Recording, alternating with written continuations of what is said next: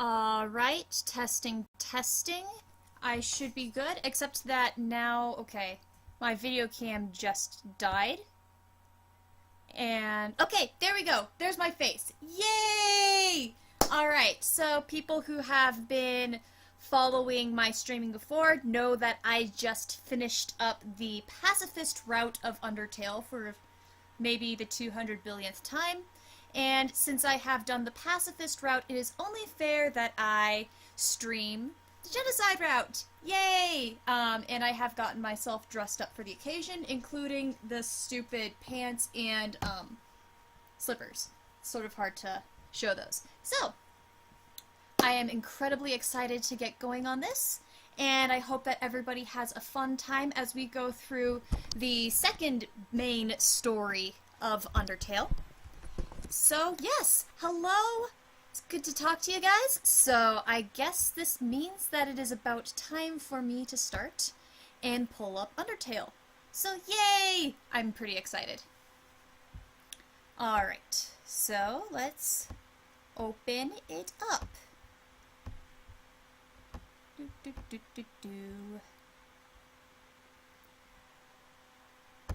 Alright, so here we go. Undertale storyline number 2. And I'm really in an Undertale mood today because I've actually been composing music about Undertale all day. So I've been doing a composition that's about Gaster. And it's a work in progress, but it's getting there. Sort of. Well, the first 2 minutes. Alright. Here we go. I should probably show Undertale on the stream. Just 1 second. There we go. There's the right setting. And I just see Ember Sparkfire's comment. Hey, it's murdering time! Yes, it is! All the murdering. Yeah. This is going to be a stream full of horrible jokes, isn't it? Alright, I'm gonna have fun. This'll be fun. I do find the genocide route incredibly powerful and a very, very, important thing. So yay. And oh, hey there, Panda Miriam. You say hi, love. And I notice you typed love in capital letters. Good, good, you're getting a theme. And oh, yes, you noticed the scarf. Well, I figured I should be in theme, right? And the scarf appearing on Sans appears in certain genocide route fan art, so absolutely have to. Absolutely have to. I'm actually wearing the entire ensemble. It's pretty bad. My family looked at me slightly strangely when I walked downstairs to get water. Sans' clothing is just as stupid looking as I think it is. So, here we go. There's this little flowy commentary that happens before you do the reset. So here we go. And hey, Kirby, it's good to see you too. Guess who? I think it's Kirby. Thanks for joining me. I'm excited to see you. Alright. Read the happy comments from Flowey while they last. While everybody... There's nothing left to worry about as we're about to start the genocide route. Right. Ha ha ha ha ha. Yeah, sorry, Flowey. You should be worried. There is one thing. One last threat. You mean me? Sorry. I'm getting excited. I really do love this route because of the power that it has behind it and the characters. Yep, there we go. Ember, this Flowey scene confuses me on so many levels. I'm interested, what exactly confuses you about this? The fact that Flowey is concerned for people? Or I'm just curious about your thoughts on this scene.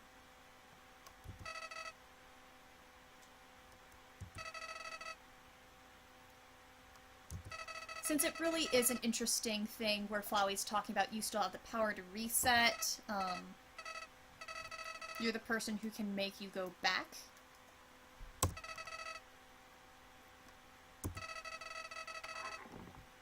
It's a really good, lore solidifier because we have this explanation of everyone will be ripped from this timeline and sent back before all this ever happened.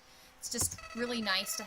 It's mentioned elsewhere in the game about the timelines jumping, jumping left and right, starting and stopping, as Sans actually says in the route we're about to do, but this really just gets it in there. And I like that. And you'll be able to do whatever you want. Yep.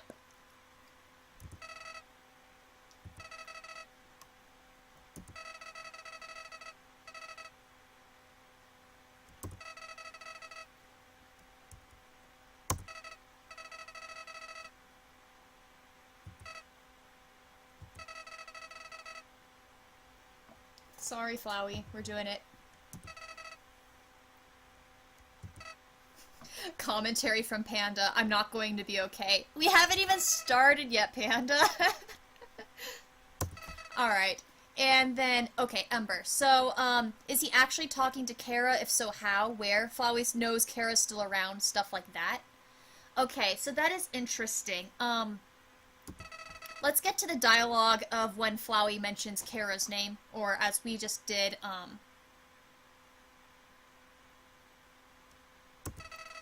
Steve. We're gonna get the name Steve.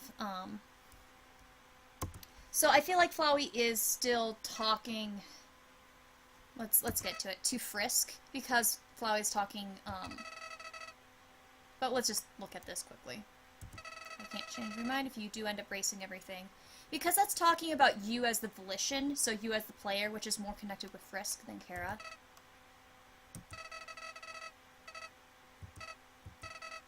Sorry, you've probably heard this 100 times. Yes.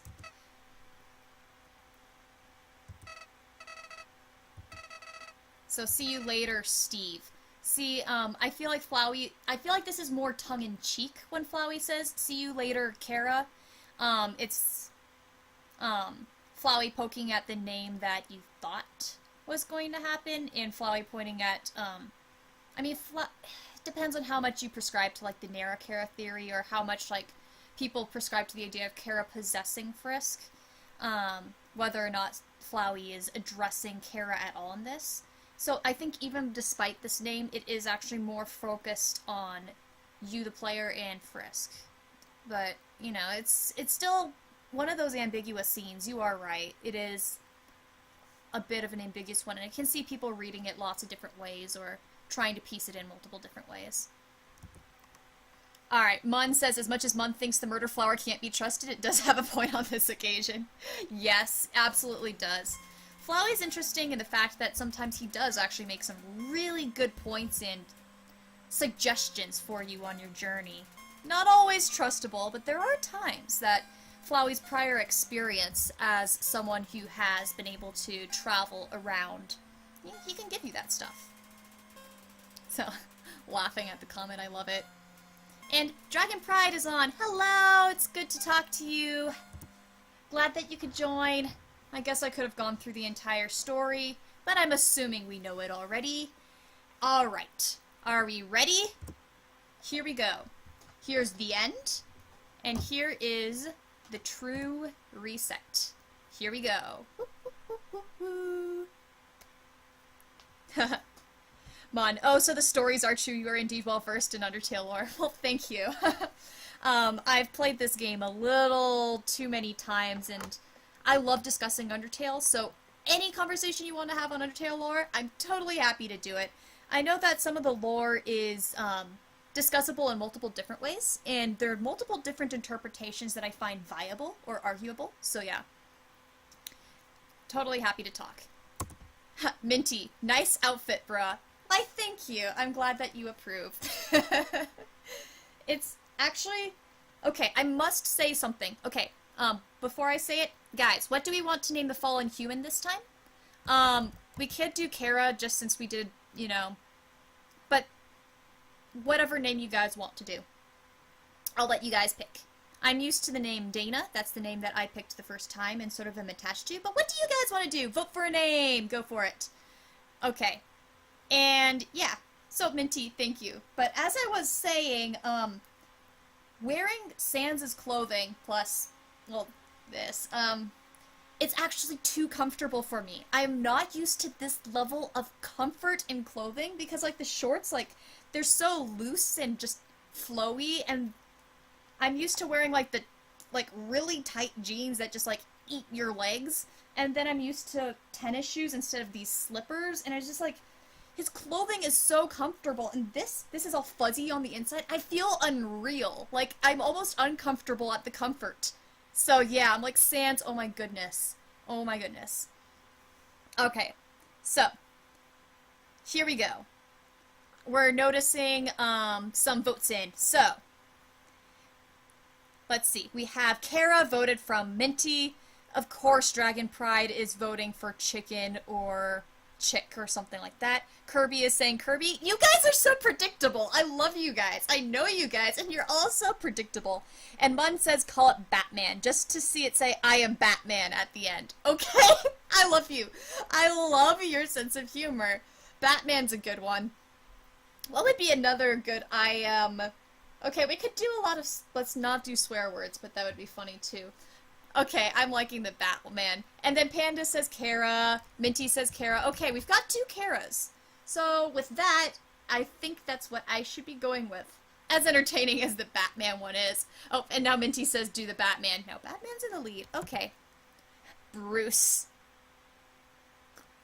Alright, we're Batman. So Batman fell into the underground, became a snarly little child. Yeah. Oh, and we know that Kara hated humanity, and Batman probably has a little bit of problems with humanity because of his parents. Okay. There's so many entertaining ideas in here. We've got Bruce and Who. Let's do Batman. I'm convinced on that one. Unless anyone is really sad about that. Let's do Batman. I'm gonna be giggling the whole time now, just so you guys know. I can't believe we're doing this. Alright, here we go. Actually, I'm probably going to be giggling the whole genocide route anyway, because I am a, nasty person. Just so innocent and nice, you know. Alright, here we go. And Kirby, yeah, I see you're sad me not doing Kirby. I'm sorry. That was a cute name idea, though. But I would get confused, because I'd be talking about Kirby the human, and then Kirby you. I would get confused. Alright, here we go. Here we are. The beginning. Woo. Hello, Flowey. Should I do stupid voices this time? Or should I do anything stupid while I'm going on through this route? Because I can. Minty says you can't stay long, but you'll stay as long as you can. Well, I'm glad that you could come in for a little bit anyway. It's always so much fun to have you around. So yeah, and leave whenever you need to. No problems. Life is that way. So yeah, woohoo! Alright. Golly, you must be so confused. Oh yeah, I'm so confused. I still can't get over the fact that Undertale starts with this cute little flower saying howdy and then trying to kill you. I still can't get over the fact that this is literally how the game begins. See that heart? That is the soul, the very culmination of your being. Alright. Your soul starts off weak, but it can grow strong. Yeah, with a lot. We're gonna gain a lot of love this time. Woot woot! What's love stand for? Why, love, of course. I almost flipped off the screen and then decided that might not be a good idea for my stream. Whoa, I'm censoring myself? Alright. I'm going to dodge, because I think that the last time I streamed we did not dodge, so let's dodge. Just to make Flowey upset. Friendliness pellets. You know, that's such a bad lie, Flowey. Like, that's so suspicious. Friendliness pellets? Like, that doesn't even sound right. Like, a naive player. Like, you know, the first time I played it, I just sort of sat there, I'm like, that's so obvious. Minty, at least you got some class. Looks at yourself, ha. I don't know if I've got class. I mean, I am wearing Smiley Trash Bag's outfit. And I might censor myself on the internet, but eh. Alright. Unhappy Flowey. Let's try again. Okay. Whoosh!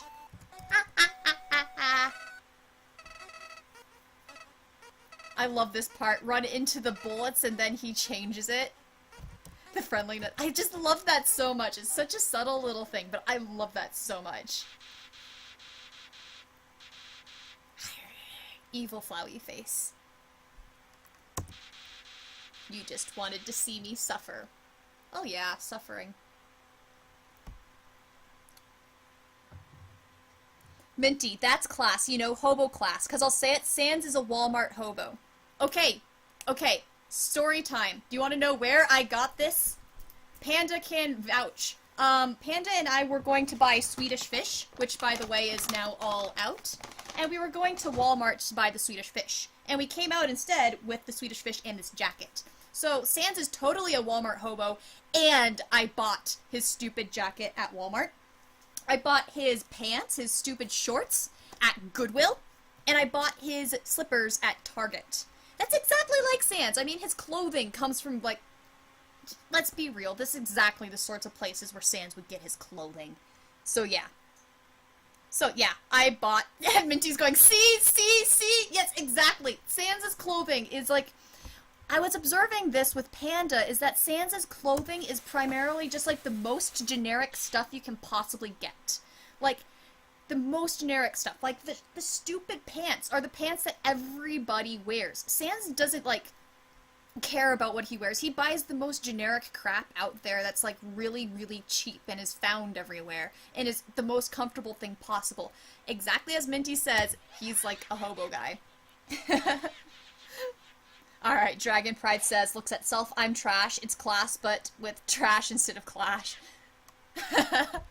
I'm laughing. Hey, it's all cool. Kirby says, you're sorry your Wi-Fi's all messed up and you keep lagging. I'm sorry to hear that. It happens. Twitch requires a whole lot of bandwidth, and I know that there's a natural 30-second lag anyway with Twitch. But there are... sometimes it's hard to stream. So I'm sorry about that, Kirby. If you can plug your laptop in with an Ethernet cable, the internet usually goes better. I don't know if you have that option, but that's how I always stream, is shoving in the Ethernet cable so that I get maximum internet. Ember Spark. I love watching a flower getting burned. Yep. Toriel. That's Toriel burning her own son. I just thought of that. Well, then she does attack her husband later, but she sort of is angry at him. It's Toriel hitting her son unknowingly. Okay, now I'm sort of grouchy at that. I never thought about that. Alright, Dragon Pride. Sans. He's quoting Sans. I'm gonna be adventurous, Paps. Take me to Kmart. And Papyrus responds by sort of screeching at Sans and trying to get Sans to, like, a slightly more classy clothing store, but probably not. Alright, we're getting some comments. Mun says, okay, Mun was aware that genocide was going to happen from the beginning, but now that Mun is here, can Mun convince you not to kill Goat Mama? And Minty says, sorry Mun, savage right here. Yes, I have been looking forward to Genocide Route for a long time. Like, I get this sort of itchy, unhappy feeling if I don't play it often enough, just because I don't get my quota of feels in for the month. So I have been itching to finish up the pacifist route and get going to this. I am a nice person, I swear. I'm a nice person. But Goat Mama is not gonna survive this one. Sorry. Poor Goat Mama. I'm an evil little kid this time. Mwahahaha. Only the fairest way. I love this quote so much. So, the Undertale fandom does not quote this enough. We need to quote this more. We should draw art with this quote. Art of, like, the pacifist and genocide route parallels. That would be cool. Or something. Do not worry, I have labeled the ones that you need to flip. Alright. La la la la la. Mon says, Mon can just never get used to Seago Mama die. Aww. I'm sorry. For me, it's... I think for me, Papyrus is the worst. And I think Papyrus is the worst for most people. But... yeah. It's a little... I mean... it's an interesting psychological experience with this. When I'm actually playing the pacifist route, I don't feel any sense of sadness, despite the fact that I love the characters so much. It has that distancing effect that Sans talks about in the Judgment Hall in the other routes, and I absolutely love that fact. It's sort of creepy and frightful. Okay, that's all she says. Minty says, I'll cover your eyes, love. Yes, Minty, that's what you'll do. So when we get close, Minty, just charge over to Mun, cover Mun's eyes. Problem solved. I like it. Uh-oh. And we're getting some scary stuff happening on with Dragon Pride. Sans finds a hoodie in the trash. Pap! You know how much I wanted to get me a new hoodie? I went and got one. Minty's saying, oh my gee. Yeah, but that's totally what Sans would do. Oh my goodness.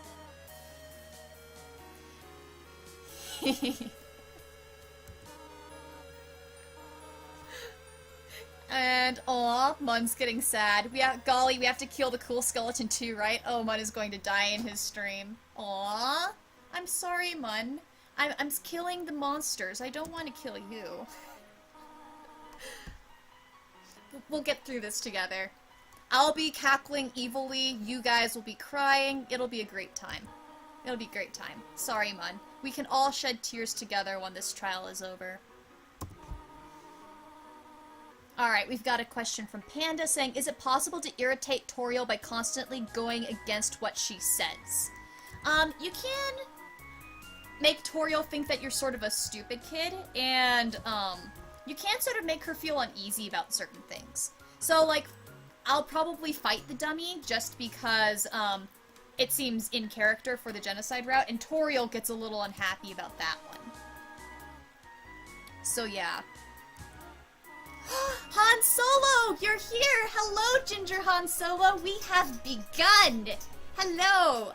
It's good to see you. Okay, guys, just a heads up, Ginger Han Solo doesn't really know Undertale, so, Han Solo, how much spoiler/non-spoiler stuff do we want to talk about? Just let me know so that I don't make too many nasty jokes about things that haven't happened yet, because I'm totally in that mood. And let's see. I'm looking at all the comments. I'm a little behind on comments. Let's read those as we go through Toriel's dialogue. Panda says no spoilers. So Panda's asking no spoilers. Okay. That's fine with me. Ignore my clothing. And let's keep on looking.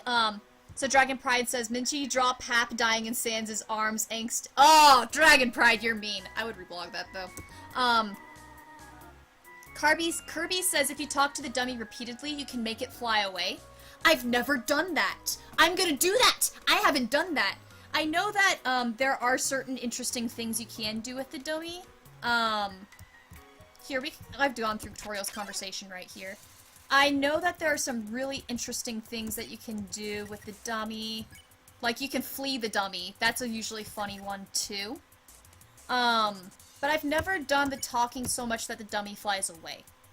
I didn't know that one was possible, so let's try it. Let's see if that actually works.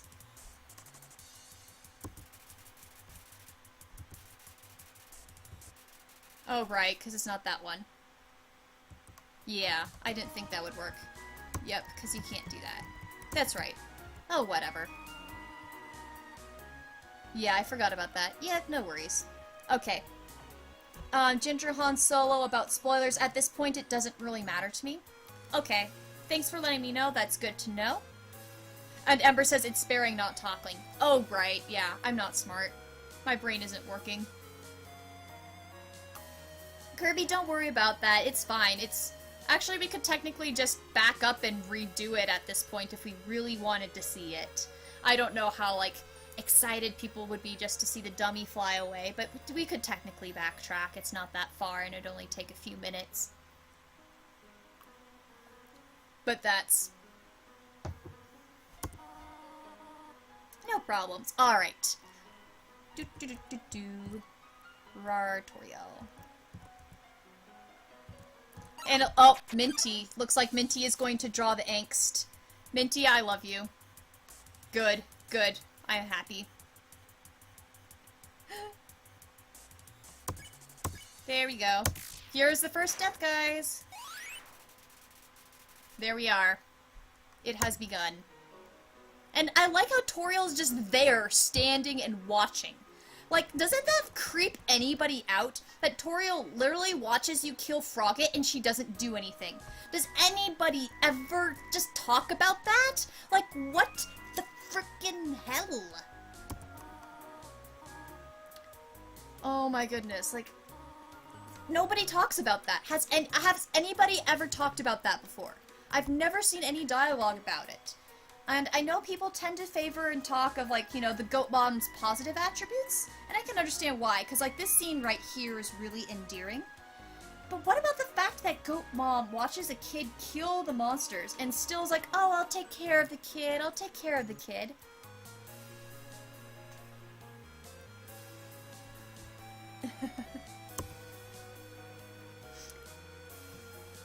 Minty comment. Even now, the evil seed of what you've done germinates within you.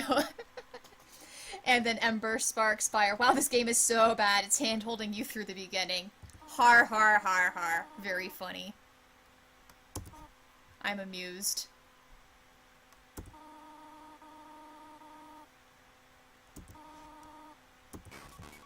Darn, I keep them... It doesn't let you go backwards. That's sad. I like trolling Toriel. Alright, comment from Mun. As aforementioned, Mun heard you are very well versed in Undertale lore. May Mun ask your opinion on something then? Sure, go right ahead. Honestly, I think some of my favorite streams that I have done for past Undertale streams have been when we've gotten talking about Undertale lore. And I love talking about it. So sure, talk about anything, ask anything. I would love to have discussion and dialogue. It would be fun. Sure, why not?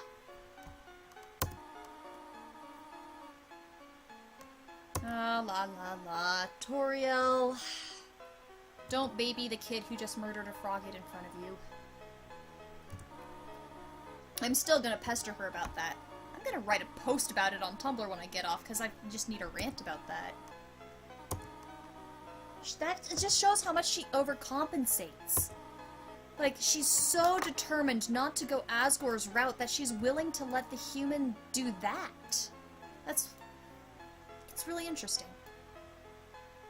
Kirby, if you want to play Undertale again, do it with your name as Frisk. Ah, and trigger hard mode. Hard mode is fun. We could do that sometime. If anybody wants to keep on watching me stream Undertale for infinity. Hard mode is fun. I'm still not very good at it. Minty says Frisk runs aren't a full run. They aren't, but they're fun, and the ending is hysterical. The first time that I had that ending, my roommate asked me if I was okay. Mun says, oh, Mun wouldn't give such freedom to Mun to talk about Undertale. Mun might really start to ramble about random stuff. No, it's fine. I love rambling. I am someone who does not shut up about my fandoms, so don't you be shy about talking about what you love too, alright? I mean, we're all here together to have fun and talk about Undertale, so we're all doing this together, so it can be fun. Alright, let's get candy. Take one. I'm taking all the candy! Alright, so Ember's got a comment. She's in deep denial. I think that's a good way of putting it, is Toriel being in denial, sort of a thing. Yeah.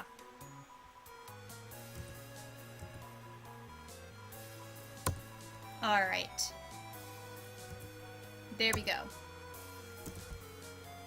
Here we are.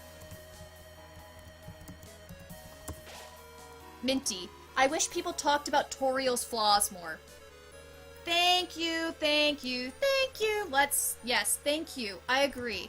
Because what makes characters interesting, and I said this a little bit in the last stream too, is Toriel's more interesting with her faults. And so, I wish people did dialogue more on her faults, just so that we could get that balance and analyze and appreciate the character fully for the complexity she is. Because you take away her faults and you take away so much of who she is as a person.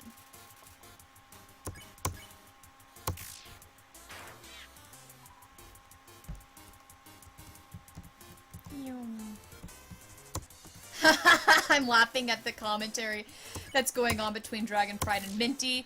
So Dragon Pride's talking about Sans getting a burrito out of the trash first, and now Sans would get furniture from the trash too. Sans finds a beanbag in the bin suite, and Minty points out, Dragon Pride, all the monsters get their stuff from the trash to dump. That is true. I feel like they would... I feel like we don't see everything in the underground by a whole lot. We hear it's crowded, and yet the places that we go to aren't highly populated. So I feel like the new home is pretty populated. I feel like there are other cities we don't see. And I feel like those would be a lot more populated, and as such, you would probably have some more stores and so forth. Maybe not quite the amount of manufacturing that you get, like, from human world. But the monsters would have some good supplies being underground. They would have access to certain materials. And I feel like they would have some sorts of a store, you know, some sort of like a Walmart-like thing or something in some of the larger urban populations, I would feel. Minty's comment, I wish we could see all of New Home. That would be so cool. I agree. It would be really interesting to see. I can understand why Toby Fox didn't have us go through New Home. At that point in time, it would have been a little bit redundant, unnecessary for the story, unless he, like, I don't know, he would have had to add more material, and that could have, made the story imbalanced, I feel like. I don't know, I'm saying this from a whole post-hoc perspective, too, so that's bias seeping in. But it would be really interesting to see New Home. It'd be hard for him to animate if it really is as, populated as he says. But I want to see what it's like. I really want to see what it's like, and I have so many headcanons about New Home that are just headcanons, because we don't see the stupid city.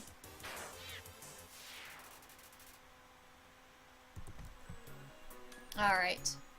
Ginger Han Solo says, Monster IKEA. I love you. Absolutely. There's a Monster IKEA, and no one's telling me otherwise. That would make so much sense. It really would. Yeah, I could go for it. I could totally go for it. Alright, and more entertaining clothing's talk. Dragon Pride says Paps gets his clothes from the Gap in the Bay trash heaps, but Sans just goes to the trash heap. That works too. Oh dear, Thor. But Papyrus is styling. Like, Papyrus has a good sense of fashion. I'm sorry that Papyrus has a slob of a brother, but Papyrus is neat. To be honest, I feel like one of the reasons why Papyrus is so opposite of Sans is the whole sibling phenomenon. Of the fact that sometimes siblings just don't 100% get along, and Papyrus and Sans don't get 100% along, despite the way that people represent them. They don't get along. They squabble. Especially on Papyrus's end, but they squabble. And Papyrus being younger than Sans, you know, maybe he originally thought Sans was so cool, Sans is so cool. But then as he gets older, he's gonna be like, oh, my stupid brother. And just for the sake of distinguishing between siblings, well, the one thing you see happen a lot is siblings intentionally diverging themselves from each other. And I feel like a lot of the reasons why Papyrus is so different from Sans is in part personality, but in part an intentional choice to not be like his brother. So, of course he's going to be all neat and make sure his room is clean, because that's not what Sans is, and he's going to have a good sense of fashion, because that's not what Sans is, and that sort of thing. I feel like that's part of Papyrus's personality. Alright, let's catch up on the chat now that I've done that really long ramble.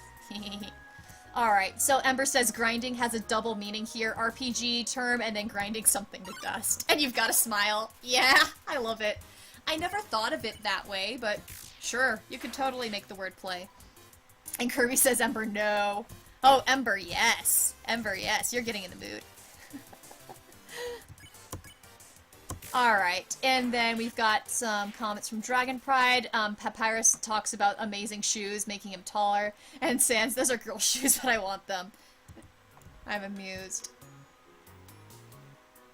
Sans wouldn't care. He just wouldn't care. I mean, he has pink slippers. What's the big deal? Okay.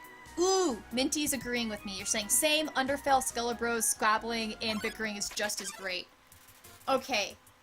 Lots of people get the Undertale, Skelebros, bickering really spot on, and it's so entertaining when they do it right. I agree with you. Undertale, it's one thing I like. I like Undertale a lot more than lots of the other AUs. I didn't think I would like it, but there is something pretty entertaining about the squabbling. No matter if it's canon squabbling or if it is one of the AU squabblings. I love seeing the brothers not 100% get along. I'm not even paying attention as I'm like going through and grinding. This is really bad. Like, if you guys notice, my eye's barely on the computer screen. But hey, it's just like Froggets and Winsums. It's not that hard. And we have to get through the grinding somehow. How many are left? Like, oh right, we have to kill everybody before we see the count. La la la. But we're still getting a whole lot of encounters really fast, so we definitely haven't gotten everybody. Just so people know, when I do Genocide Route, whenever I get into a location, I tend to grind right away and just get it all over and done with, so that I can proceed onward. That's my typical tendency. It's just the quickest and easiest guarantee for me to get everything I need out of the way. Get the boring part out of the way, the grinding. Although, I would apologize for the grinding being boring to watch, but we can discuss Undertale lore in the meantime. And then, at the same time, part of the thing about, you know, the grinding not being that exciting is that's what you do in video games when you're trying to increase a level.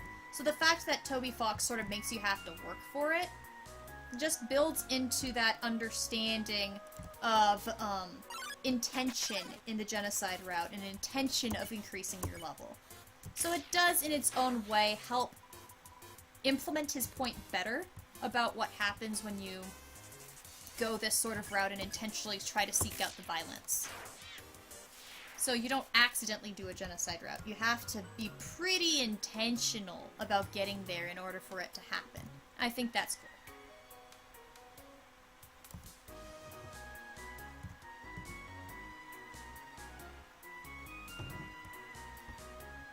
Alright. Mun says, Mun is just casually terrified by your complete lack of remorse by killing all those innocent creatures. But then again, Mun was also like that during Mun's genocide. Yeah, it's interesting. I remember the first time I played Genocide Route, I thought I would be bawling. I thought I would be crying so hard because I had finished the True Pacifist route. The True Pacifist route really hit a heartstring with me and made me cry. And these were all my beloved characters, and I was going to see my beloved characters go through terrible things. I thought I was going to cry hard in Genocide. But I didn't. I didn't. Even with my favorite characters' death, I just didn't really feel anything. And I was just like, wow. And it was several days after I finished the Genocide route the first time that it started to hit me.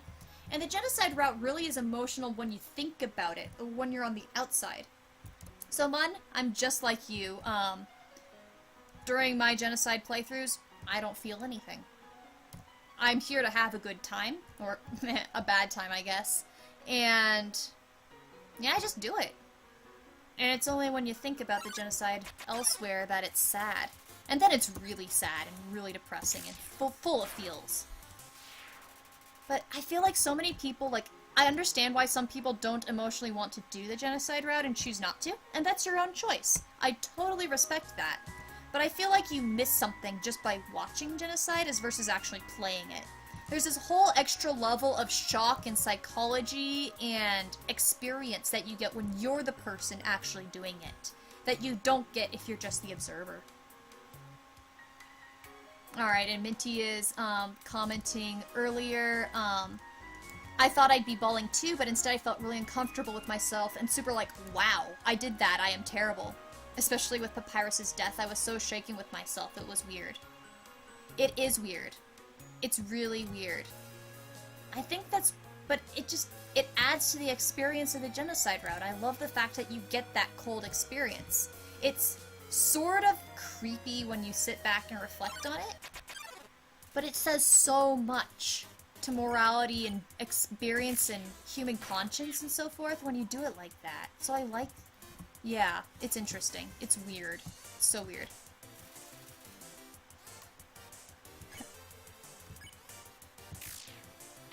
Ember, I know it's a little early to say this, but you're so scary in this run that Napstablook fades off even though you can't kill him. It is a very interesting thing to say. Yeah.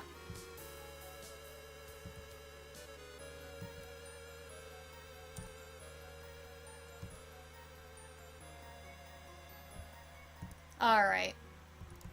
Jagged Dagger, you're not PewDiePie. No, I am not. Not even the right color of hair, but oh well. I'm sort of happy to be myself and have fun. And there's so many fun YouTubers out there, so woohoo!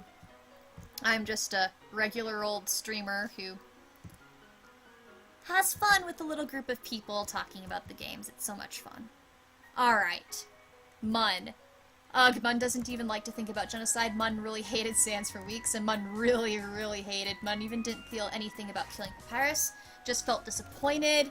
That's what's sad. That's interesting. Yeah. I didn't hate Sans. I do swear at him when I think about him in the Genocide route, but it's sort of an affectionate, you stupid, you know, stupid cheating bastard. But I loved every second with Sans. Like, I know there are some people who probably get really frustrated with Sans in Genocide route.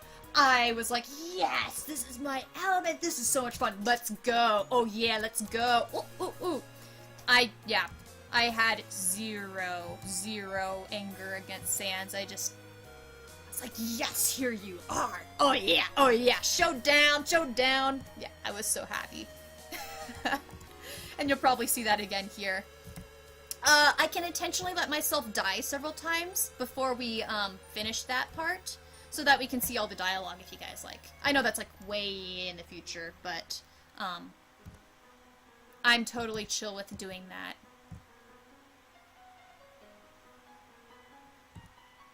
Alright, so we're starting to get a little slower on our grinding. It's so much fun walking frisk, you know, walk around.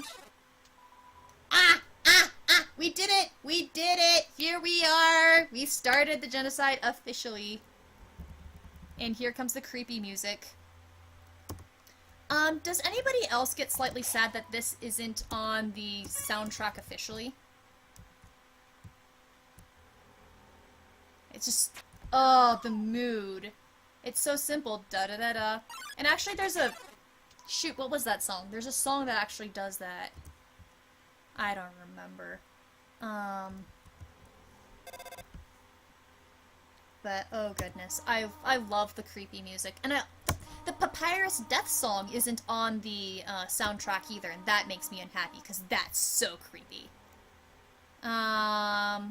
Butterscotch. Minty, yes, it's so good. And then Mun says, although after Genocide, Mun started to admire Undyne a lot. I agree. One of the things that I really like about Genocide Route is that it shows the characters at their most heroic.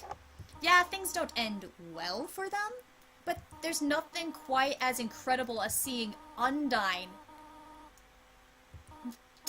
Like, whoa! Like, Undyne, like, basically keeping herself from death to just fight you? Like, holy crap!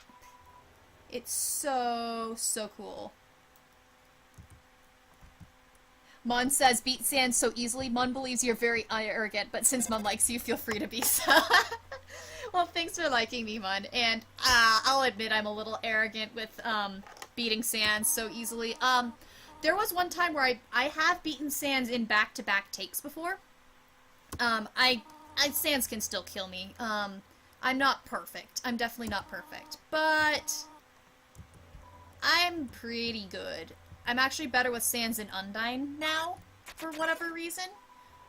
So yeah, I'm gonna be cocky. I'll probably, like, completely mess up and be, like, a complete idiot during the actual stream, just because I'm like, oh yeah, here we go, I've got this, and then do something really stupid. Probably is what's gonna happen. But, yep, I'll be cocky. I'll be obnoxious and cocky, and people will be, like, rolling your eyes at me. Alright, Ember says, I wish Undyne got more praise, but it's mostly just Sans. I can understand why the focus is on Sans, is because Sans' fight is so unconventional, but I agree with you that, Undyne's big heroic moment is just as huge and just as daunting and incredible, and it's a pretty fun battle, too. I feel like it's not completely forgotten. I've seen a lot of really good fanimations and gifs and just creations about the Undyne battle, so I don't say she's forgotten, but you're right that Sans is focused on more. And I'm all for giving Undyne so much credit for what she did right there. It's absolutely jaw-dropping, and I never, ever want to be, like, forgetful of all that Undyne does. Wow!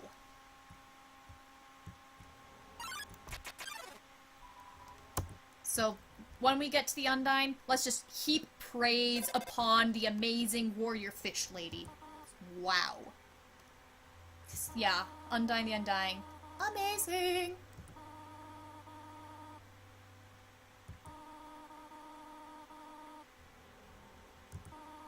Alright. Here we go.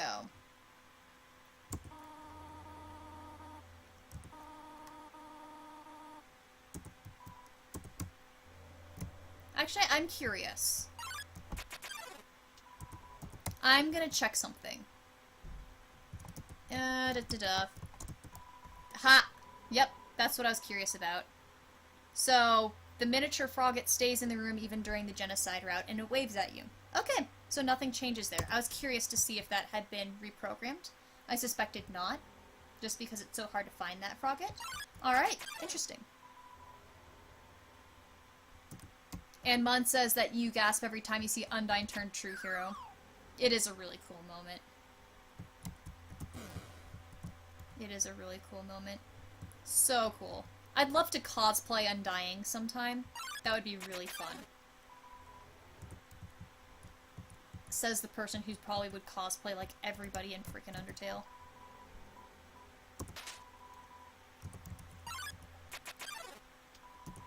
I have way too many plans for too many Undertale cosplays. It's slightly scary.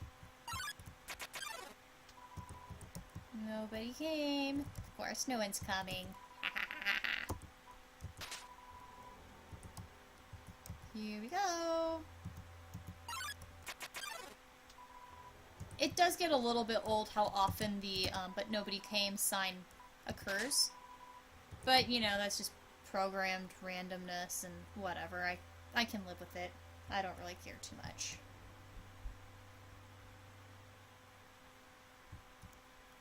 I don't really need that knife. I'll just leave it where it is. Let's keep going forward. Alright, Kirby says, I like how certain, comments, about how certain monsters have fire-water themes. Yeah. And there can be attacks in which you can copy the ability, of the attack, and doing, like, a genocide, you can do a special attack that affects the enemy in a certain way. It's interesting, yeah. And Dragon Pride, I don't really remember that, I guess. But I would not be surprised if that conversation happened, knowing the way that conversations go.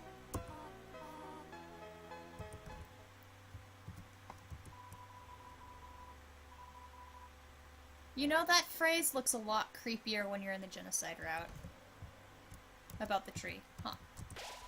Alright, here we go. Here we go.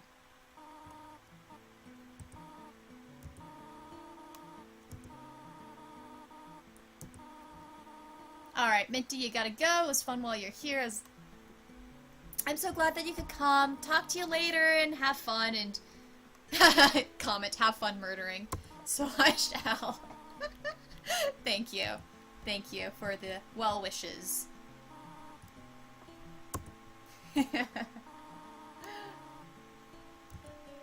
There we go. I might as well just go quickly through this. There's a few special dialogue boxes that you get. It's me, Batman. I forgot we did Batman already. Oh my goodness. Oh my Thor. That's so precious. Oh dear.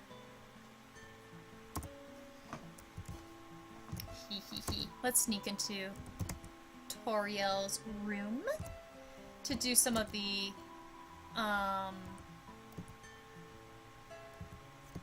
there's not too much that's different in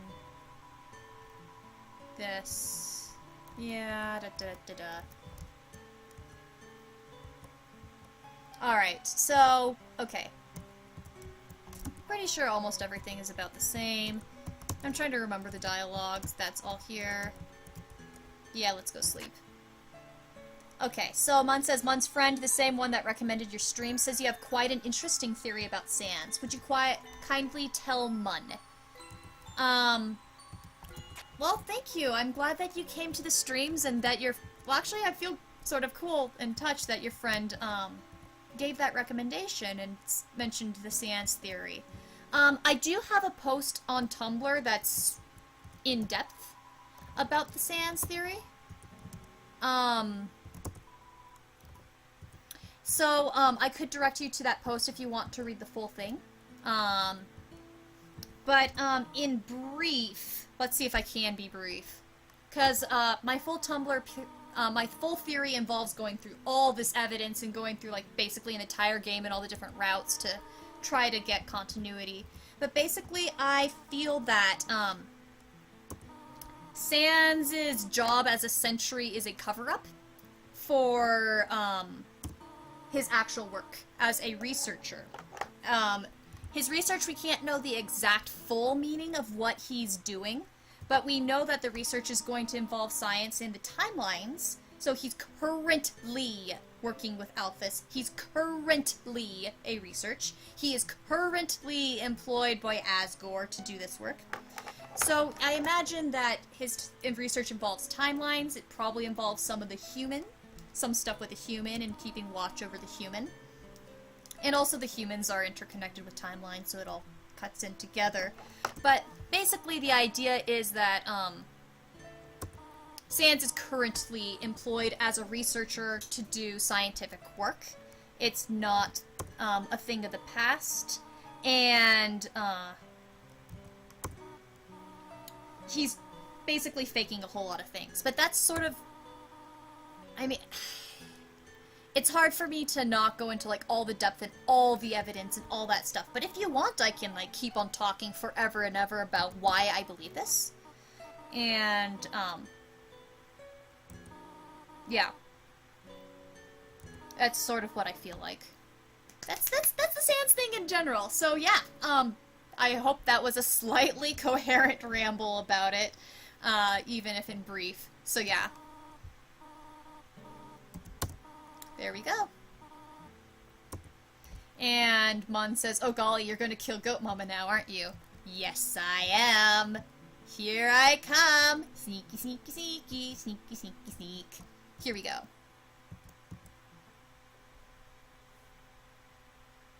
Hello, Goat Mom. I'm chasing you.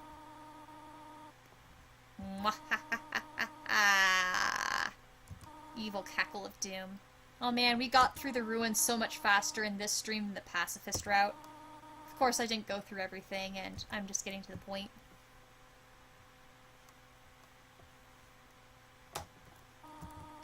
Alright, Mun says that you're inclined to believe that Sans is Gaster, unreasonable as it might sound, or read as the case might be. Crazy at first, but is a rather well-crafted theory.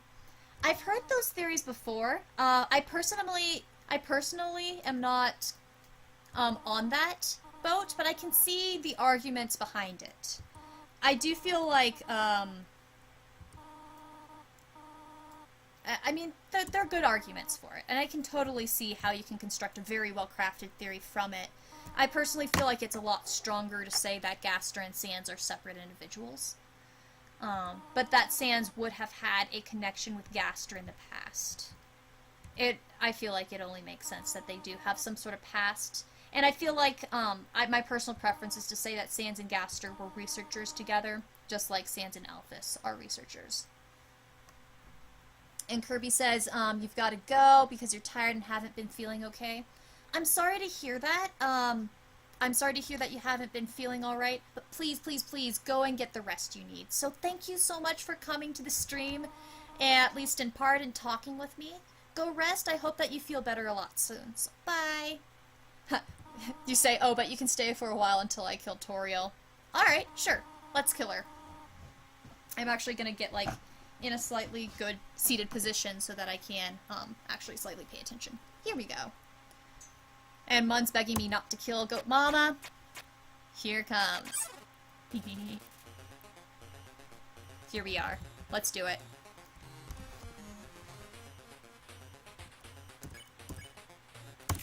Boom. There we go.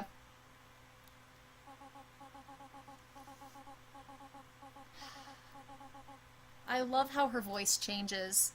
That death voice. I love it so much. It's just an extra level of efficacy.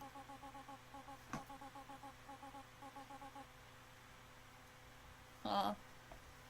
Well, Kirby, whatever you do, you've got the... You can... Yeah, you'll pick the right choice. Ember, Toriel, hate to say this, but your pie was a little stick-y hits. You're horrible. Whack with the stick. I love it. She didn't get out of the sticky situation fast enough. Bye-bye, Toriel. Ember, you're not sorry. I'm not sorry you said it either. You're a good person. High five. We've got a similar sense of evilness. Alright, and now Oh, guys, have you seen what happens if you kill Toriel multiple times in a row? Oh, I didn't... Did I save right before I entered Toriel's house? Do you guys remember if I saved right before I entered Toriel's house? I don't remember. Kirby says, Haddock, don't. No. You guys... that pun, just no. And Mun says, Mun's heart is as broken as Goat Mama's soul. Aww.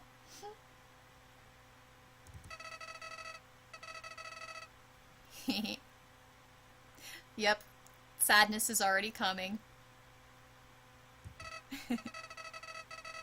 So, Dragon Pride, what are your thoughts on official dubbings of movies where they hire singers that hit every single sour note possible? I don't really have too big of a, emotion about it. I mean, as a musician, the better the singing, the better it is, in my personal opinion. Even if there is some charm in a character not having a good singing voice, I am all about getting a good musicality. It just adds another level of professionalism and enjoyment that we can get. So, I mean, I don't really care. If it's intentionally hitting sour notes, whatever, cool. It can be cute. I'm not someone who's, like, you're really big into voice acting, and that's really cool, and I respect you for it. I'm not someone who really thinks deeply about voice acting. So it's not something that I sit and reflect on a lot.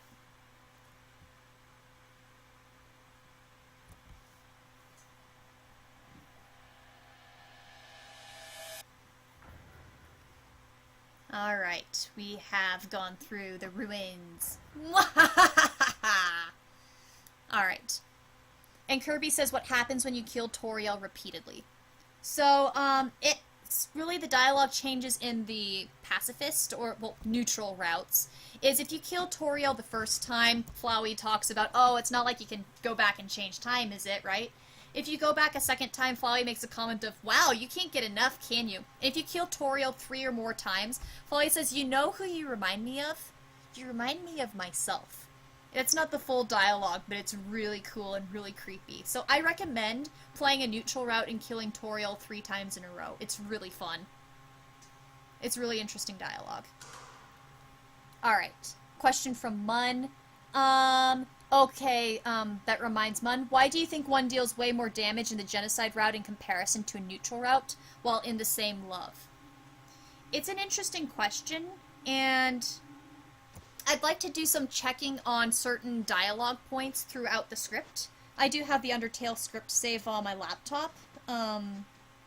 Mostly that I typed up myself because I don't like the text dumps that are online. I mean, you could look at some of the text from the library about intention and intention causing more damage. And someone with the desire to kill is going to be so much more powerful and going to attack with more force, and with that, just deal more damage because of that innate desire. I mean, usually that desire is talked about in reference to monsters, though. How a monster feels changes how they attack.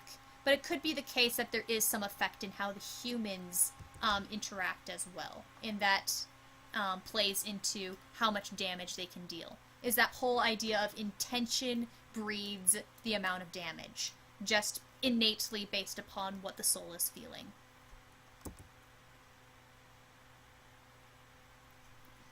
So, but I'd look at several other pieces of dialogue to pull up support or argumentation for against what I just said. I always like to be able to back up my answers for that. So, but in general, I do think it has to do with how it's that innate desire. Bye, Kirby! Talk to you later. Alright, and here comes the part where dialogue diverges in the Genocide. That's, your cue to laugh. I like how in the Genocide route we get all these descriptions of how the human looks, and how the human just looks like this dead, sort of creepy shuffling going around, and so forth. It's so interesting to hear those, like, slight descriptions of how the human's expression looks, and sort of freaks them out. Like, how Sans can notice right away that you're sort of a creep. He's like, really? Really, Toriel? You picked this one out? Toriel did see the frog get killed! Anyway, yeah. And Mun says, intention! You thought the same thing that Mun did. Mun is really proud of self now. Woo! It's cool when we're on the same page. I mean, it's also actually really fun to see people with different ideas. I feel like I think a lot more deeply when I just hear different perspectives. So that's one thing I love about Undertale.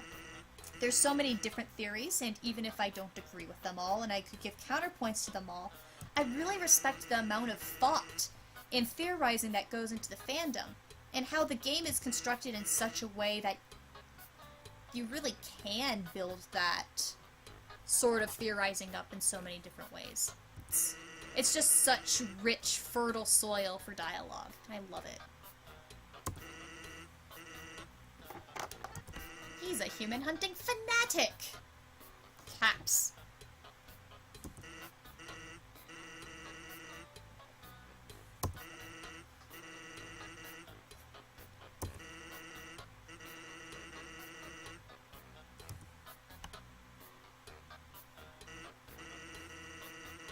Quick, behind that conveniently shaped lamp. No thanks.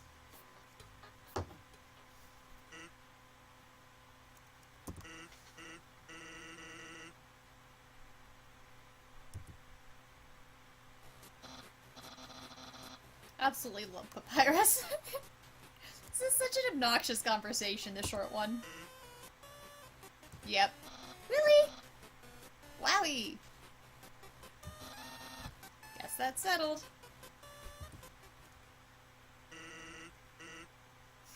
It's so shortened. It's just truncated beyond belief.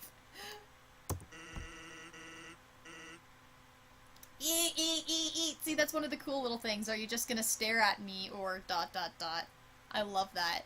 Little creepy.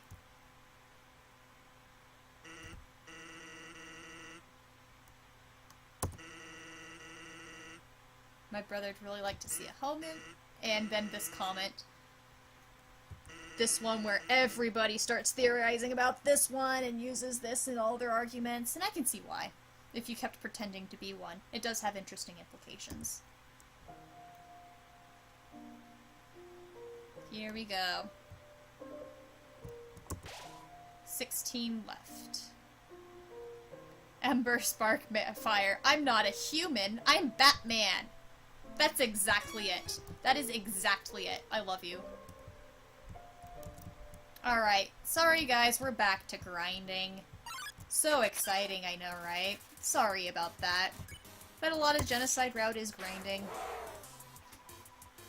Ice to meet you, too. I don't even have to move for this, do I? Nope, I didn't move. Snowdrake, great attack. Oops, I should hit. Yeah, I did not pay attention. Do I have to move for this one? Yeah, a little bit. Like, yeah. Comment from Mun, saying you feel uneasy about the fact Sans always stares directly at the player when he's on screen and not talking to anybody. Yeah, I've seen people commenting on that, where Sans just stares straight forward. I mean, I've seen theories about that. I feel like it's... Personally, I don't feel like there's a huge amount of, I guess I'm personally not one of those people who reads too much into it and don't think it should be read too much into it. But it is interesting to see those perspectives and those discussions about Sans staring directly at the player. They're interesting, and I enjoy reading them. I really do.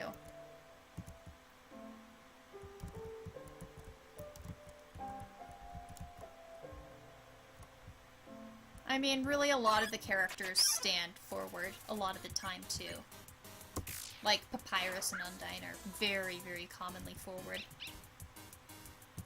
Oops. Whatever. Aw, poor lesser dog. Poor little puppy. Ready, get set, die. Bye-bye. Yeah.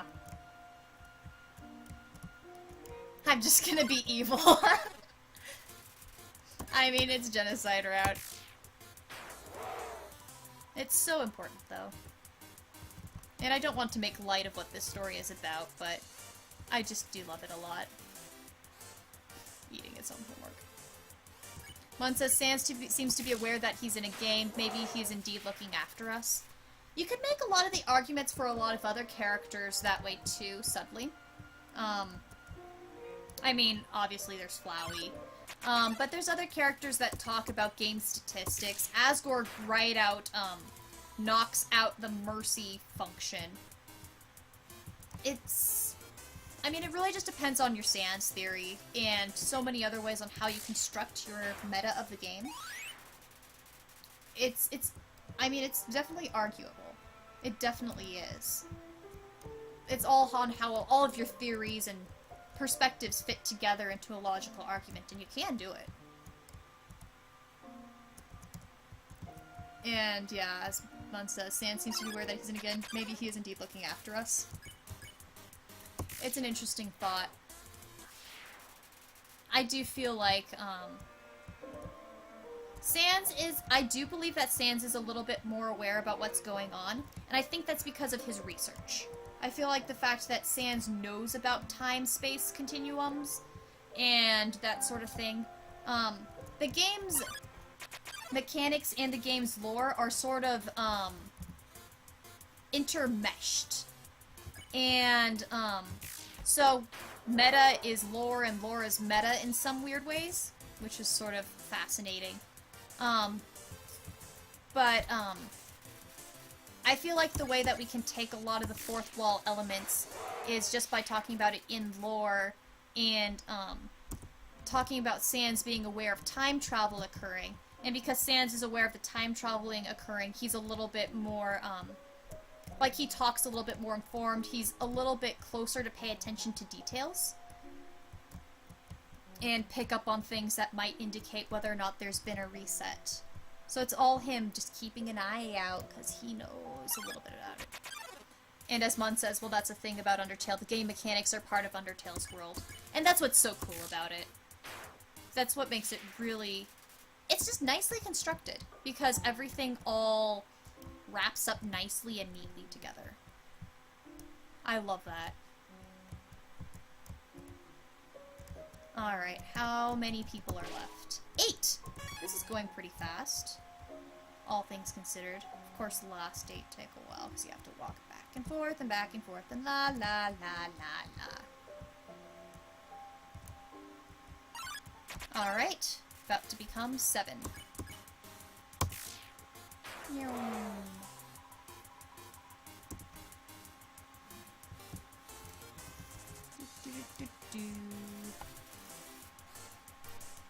Ice doesn't really smell. I forgot about that one.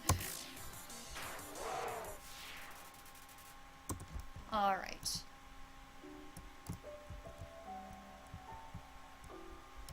Yeah, I know, this is the most exciting part of the game. But once we do that, then we can just keep on going forward. And I didn't expect us to get this far, guys, but we might even be able to get up to, like, Papyrus. We could...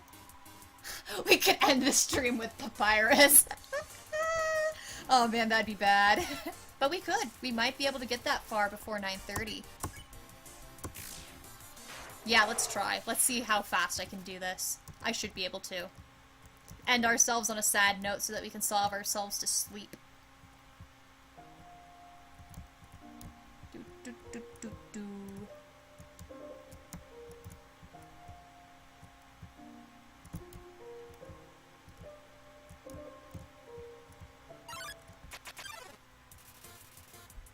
Alright, I will attack Childrick, and then I'll read up and answer Mun's question. 1 second. Let's dodge the attacks. Hiya! And done. Okay. So, another question. Would you like to have a Kara fight in-game? You do, but not because of story, but more about scientific curiosity. Can you imagine what it'd be like to fight a human in the world and with the mechanics of Undertale? You can't imagine, but you would like to. It's really interesting, especially when you phrase it like that. The fact that, fighting another human, it feels like there could be a different sort of mechanics or a different sort of feel when you're fighting someone like that. It's really interesting. The one question to ask in counter is, how human is Kara really by the time that Frisk gets into the underground?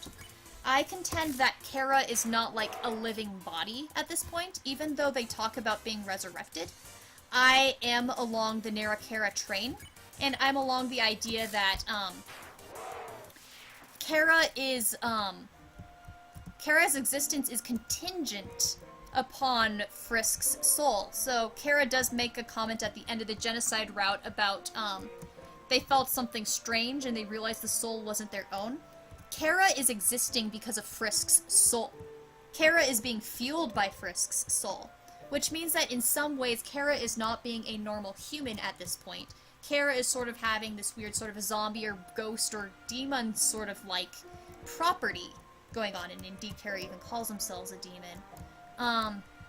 So in that case, fighting Kara might not actually be like fighting a human, because Kara has a little bit of a different nature and is having something a little weird going on with them. Now, to finally get to your question, I don't have a big need for a Kara fight, simply because I feel like Undertale is very strong the way that the story is told, and I feel like there is something powerful in the narrative of Kara just totally dominating you. After all that you've done and after you've dominated so many people, it's interesting to see Kara just, you know, slap you aside. So from a narrative perspective, I don't have any desire to. But, as you say, I also have that sort of scientific curiosity. I also have that curiosity about how it would work. And I would love to know. How I would get to learn this, I don't know if I'm saying, no, I don't want the game changed like that. But I am really curious, and I would love to see how it plays out, and it would be fun. So, like, if Toby Fox made a prequel to Undertale or something, I would be really interested to see how it would look to fight a human. It'd be really interesting.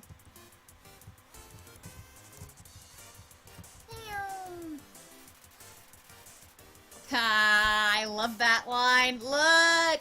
Shielddrake is wondering where Snowy went. Dead. Dead. Forgot about that line. I always love it. Just those small little things, those small tiny changes that you almost don't notice when you're playing through the Genocide route, just makes it all the more interesting and intriguing as you're going through it. Because you get those little comments about where's Kara? Did Snowy went? Alright. Comments from Mun. Indeed, but back to the matter of fighting a human. You're still very curious about it? Think about it. Even a child can kill the strongest of humans. Humans really are a force to fear. Yeah, it is. And one thing that I have always been curious about myself, and which has been going on in my own head, is, okay, so this tiny little Frisk, who is, like, between, what, 6 and 12 is what most fans headcanon? Frisk can genocide an entire species, just as this little kid.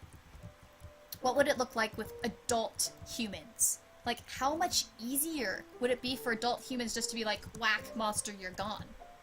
So, what's it look like for Frisk, a little kid, to go up against an adult human? What's it look like? What does this power look like?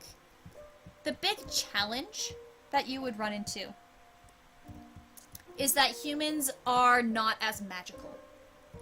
Undertale does suggest that humans have some magical capabilities, but nowhere near to the level of monsters. Now, the entire encounters that you have with monsters are based upon magic attacks. They might have weapons on them, but the monsters are all using magic, and that's what you're dodging. So the challenge about doing a human fight in an Undertale setting is that you would want to at least incorporate somehow the concept of the fact that you are not fighting or dodging magic. Unless it's like a rare human mage. You'd be dodging something that's physical instead, like Frisk's attacks against the monsters are physical.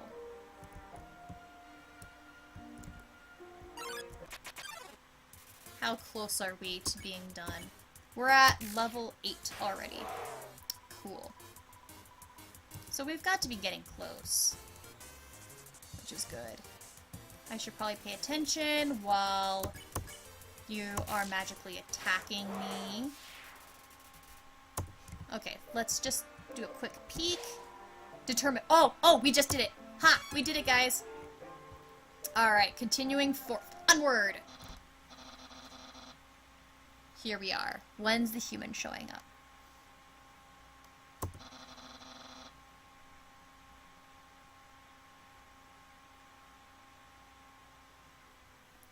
Question, how do you think the mechanics would be?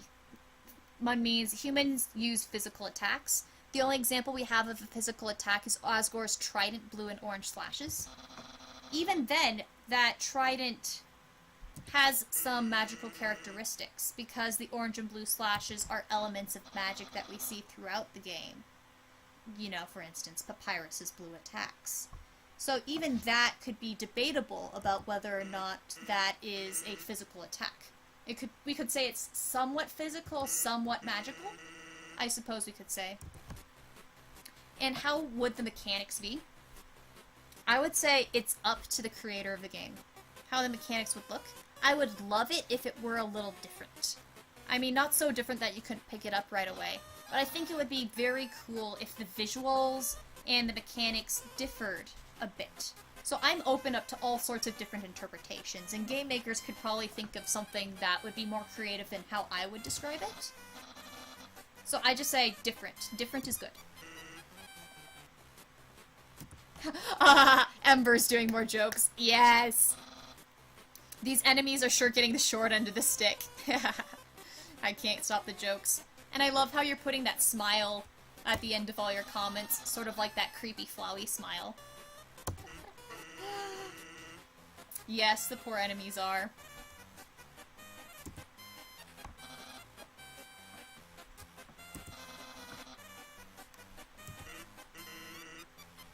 Okay, so even though the genocide route takes out a lot of the humor, this comment by Papyrus right here cracks me up to no end. By process of elimination, that means it's a human. It cracks me up so much because that suggests Papyrus's metaphysics is rock, human, nothing else. So funny.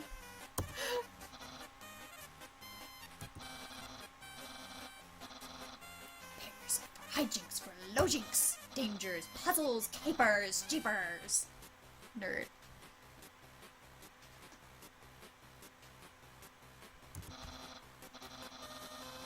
Being captured in other sorts of fun activities.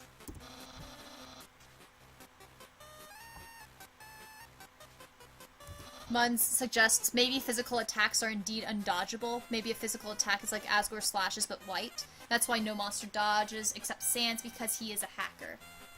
There is suggestion that other monsters can dodge. I mean, it all depends on your theory. I personally don't hold to the theory that Sans is a hacker. It's an interesting theory, and I think it's really cool. And again, it's a very compelling theory. As you say, dirty world hacker, which is really funny. There's very good evidence for it. I'm not against it. I could say it'd be an element, is what I would say. It's not the full story. I could say it's an element of Sans knowing some of the code. I would be totally fine saying that. It would make a lot of sense. Would make a whole lot of sense, especially given as you have the ending where Sans asks you how you got an ending and you must have hacked. There is that very large evidence for Sans knowing about this. But as far as dodging is concerned, Undyne talks about not being able to hit a blow on Asgore when she first tries to fight him, which has some interesting implications. Of course, that's the difference between a monster attack and a human attack. And, you know, you could still debate that one. There's just a lot we don't know. The dodging thing, as far as Sans dodging, is I feel like what he does isn't so much of hacking in some of his tricks for fighting, but more so of being an unconventional fighter.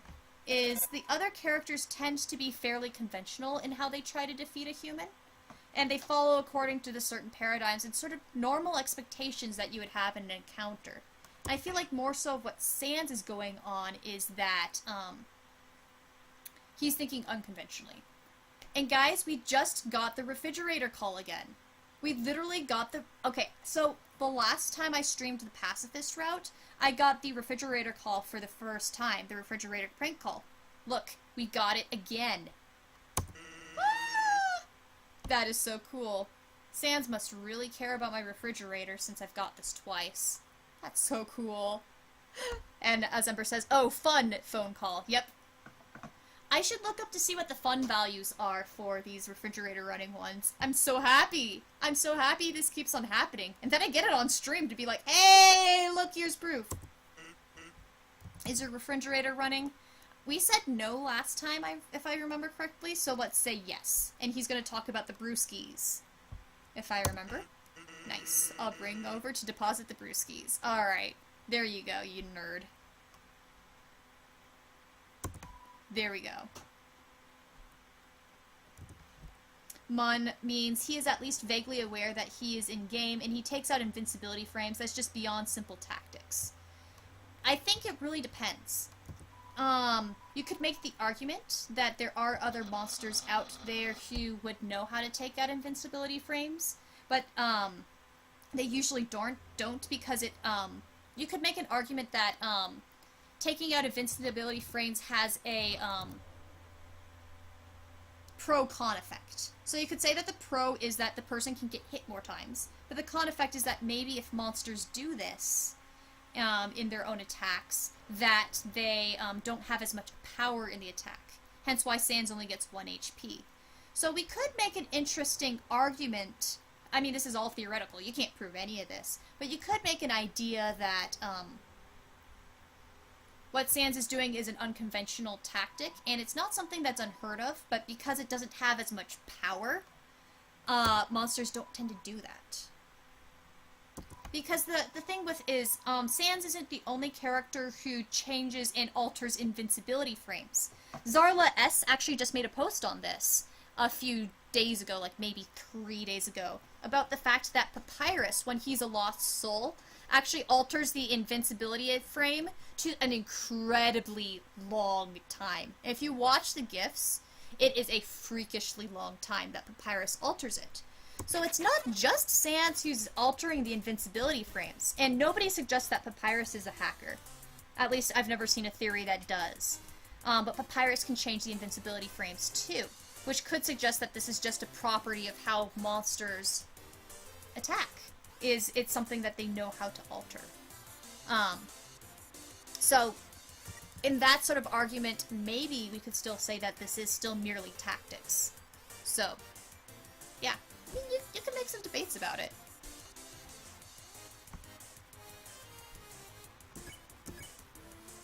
There we go. Bye-bye, doggo. Oh, needed second hit.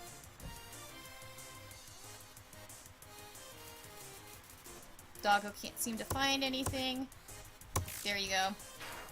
Bye-bye, doggo.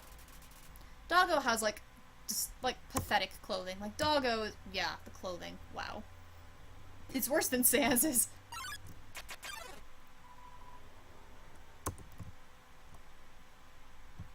Alright, snowman piece. This freaked me out the first time I played. I wasn't expecting it. It's so cool, though. Like, how well done this is.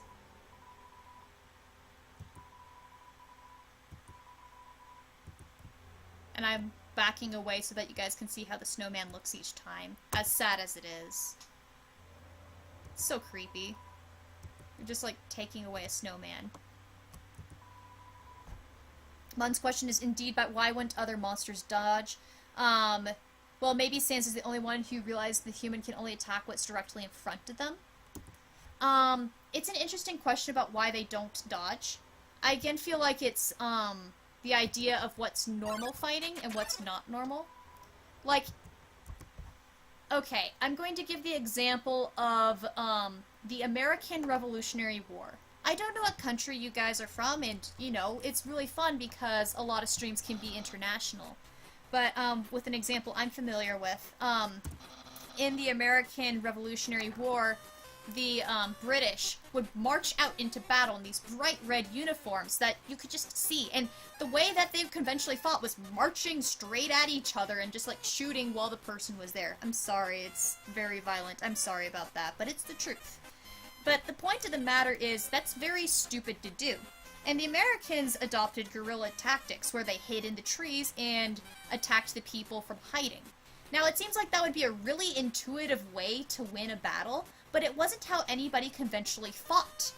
And it seems like that's the sort of thing that the monsters could be doing, too. It's that psychological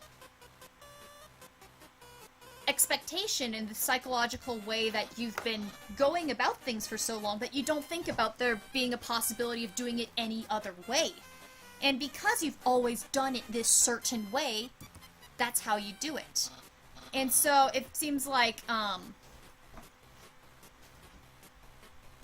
total possibility that the monsters just don't think about it. It could also be the case that, as Mon says, also Sans training a lot. It could be a whole lot of different factors. It could be the fact that the monsters do try to dodge, but they don't dodge fast enough. I mean, there is the human can swing and miss at the monster. The swinging could just be that you're completely off, or it could also be the case that it could be a combination of you being off and the monster stepping out of the way a little bit. So it could just be that is in there, but with Sans, he's just so good at dodging out of the way. It's so possible. There's just so many different ways you can interpret it is the problem. And that's one of the fun things about Undertale, is there's so many different ways to interpret it. We could interpret it as the monsters not moving except for Sans, and there's actually probably better arguments for that than the other way around. You can interpret it as the monsters not getting out of the way fast enough, this and that and this and that, so there's possibilities. So yeah. Oh, Mun, thank you so much. That's a really kind comment that you say. I've got a solid point. Thank you so much. And honestly, it's really fun to talk to you too, because you have a lot of different solid points too. And you have some different perspectives, but you've got some really good ideas, so it's fun talking to you about it. Alright, so Ember also makes a comment. This was when we were talking about Papyrus earlier, with the, you know, when I was around the snowman. You say, I love how so in control Papyrus is with his attacks. Thank you. The more that you study Papyrus, the more incredible it is how good he is with his attacks. Papyrus is trained. Papyrus is really, really talented with magic. And I love it. Absolutely love it. The way that he alters the invincibility frame so that's longer. The way that he can make sure that you don't die. He can do hits that have 0 damage. That is impressive. I absolutely love studying Papyrus's magical capabilities and making some postulations about how powerful he actually is. It's really interesting. Cute little kid's got some talent. Now we're making Papyrus sad. Poor little guy. Hello, sons!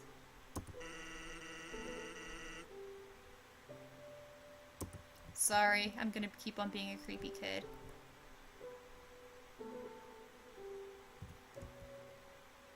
Do do do.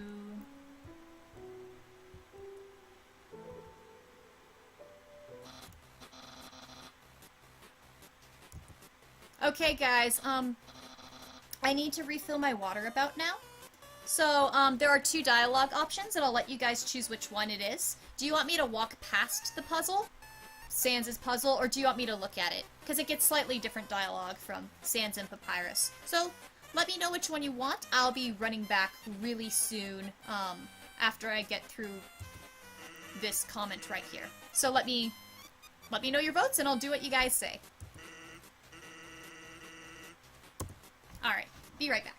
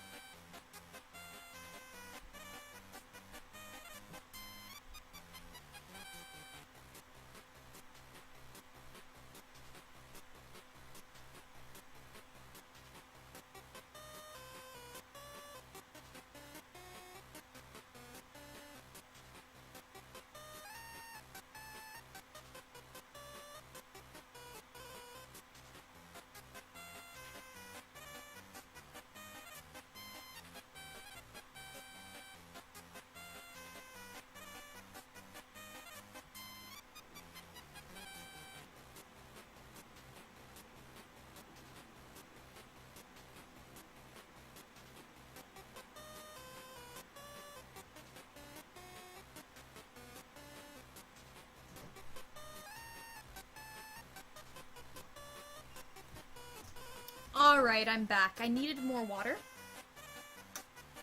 because I was recording myself singing earlier today, and I shot my voice. So my voice is starting to feel really unhappy right now.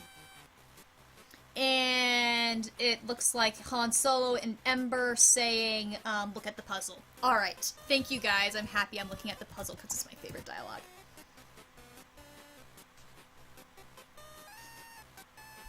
Alright, we've looked at the puzzle. And then poor Papyrus. We've been skipping all his puzzles and we looked at Sans's. Aww. Mun asks, could you imagine how a Papyrus and Undyne team attack would be? Golly, those two would be a perfect fighting duo. Agree! They would be so amazing. I feel like Undyne and Papyrus would be well, okay. If Papyrus wasn't so nice, they would be unstoppable. Papyrus's niceness would make them slightly possibly stoppable, but honestly, like, no, they would be the most amazing team duo ever. And hello, Dragon Pride! Welcome back! Great to see you back.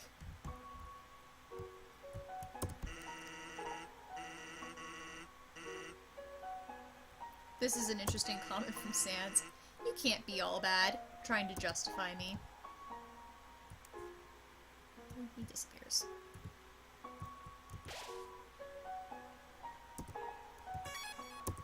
Alright, and onward we go.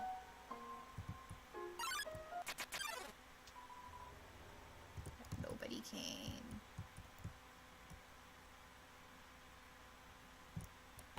Hello, dogs. Who should I kill first, guys? Should I kill Dog Amy, or should I kill the dog Arisa first? Because that's slightly different dialogue again. And I, might as well ask you guys before I be mean and make the unmarried couple really unhappy. Keep on forgetting they're together. Oh well.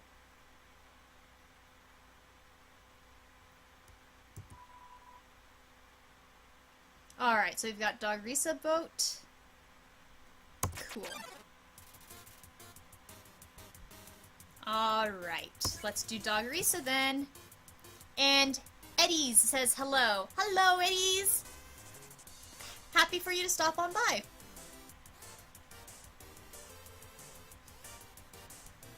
Alright, I'm laughing at Mun's comment. Enjoy your food. You say you'll be, right back. Don't fight Papyrus without you actually fight him so that you don't want to see him die again. I'm sorry. Well, I guess we'll see how it goes, but maybe you'll skip it, maybe you won't. Either way, enjoy the food. And Ember, I agree. It's a nice, cool, little subtle thing.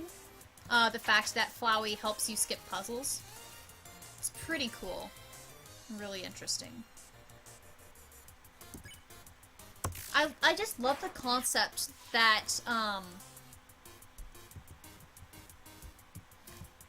oh, that's so sad. I usually kill, the other first.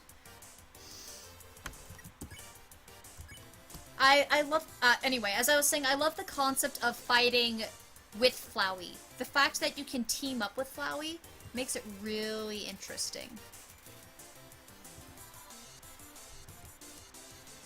Oh, this is so sad. Broken-hearted. Too bad. Bye-bye. Alright, here we go. And I wonder if this changes. Because the sign will change after you encounter the dogs, but I don't know if it works in Genocide. Nope. So that stays the same. Okay. Curious little check done.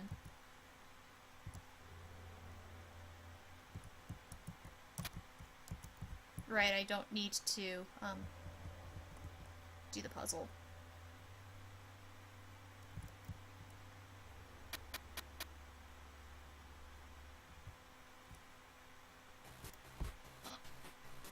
Dance to Papyrus's theme while he's still alive, guys. Time is ticking for you, Paps. Time is ticking.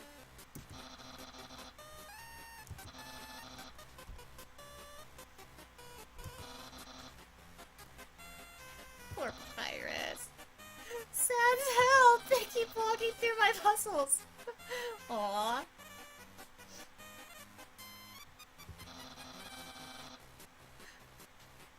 I love how this comment is actually a mirror of a suggestion of what happens in the actual, pacifist, right?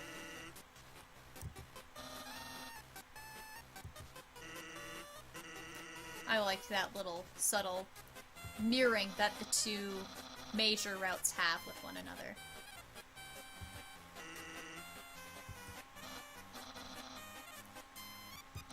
Puzzles are japes, and then we don't answer. I like... yeah. So nice. This is normally the part where you either agree or disagree, and depending on your answer, we say something great in response.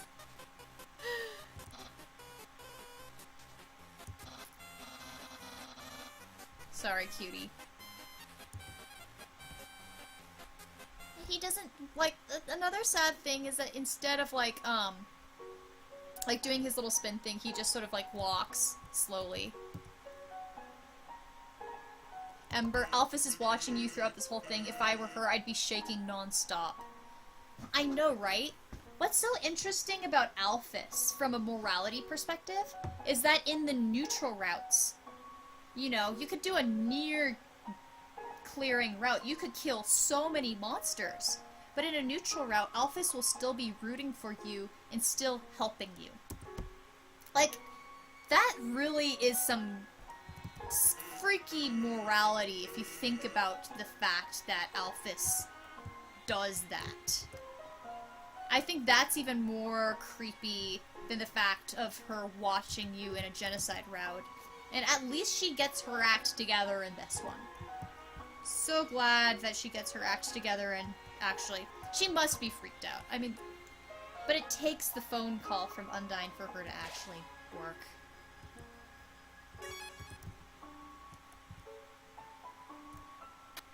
Okay, I don't need to do the puzzle. I keep on forgetting that.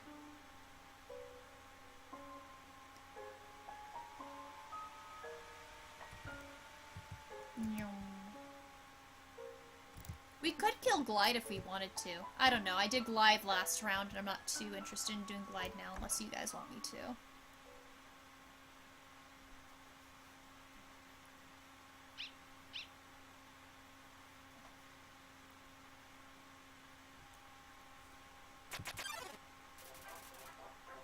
Alright. I've heard some people are not able to get through the genocide route because of Greater Dog. I do have friends who literally can't make it through because of Greater Dog.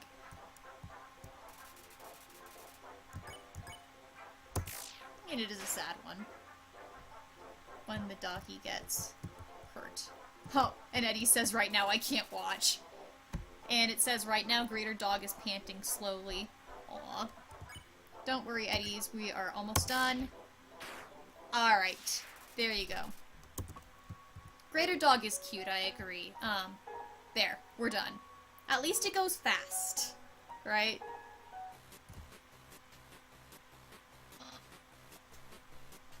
Here we go.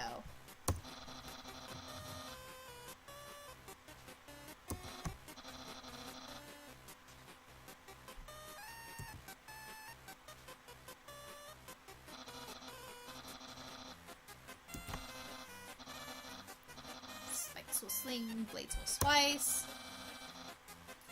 I'd really like to see this gauntlet actually functioning.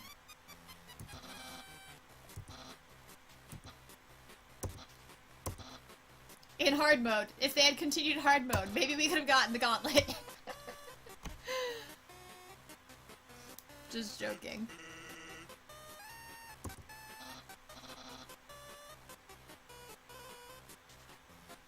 Mon. Okay, now Mon is angry. How can one murder Goat Mama and don't murder Greater Dog because they can't?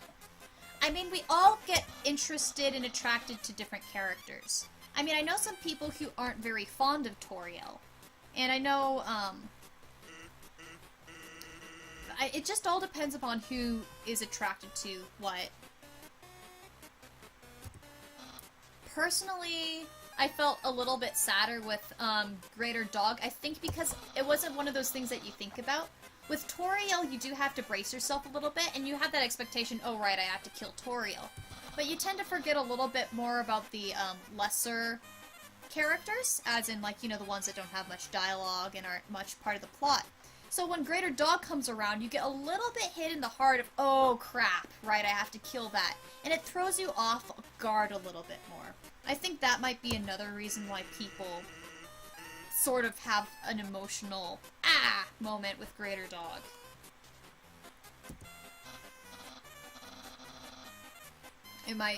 It's the combination of who prefers what character and then just the preparation levels. You're gonna be more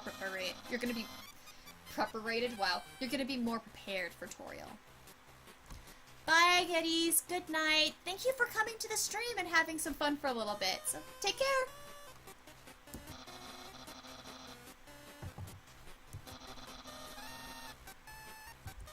Okay, who wants to see what Papyrus's birthday parties look like? Because apparently birthday parties have some Worrisome elements to them.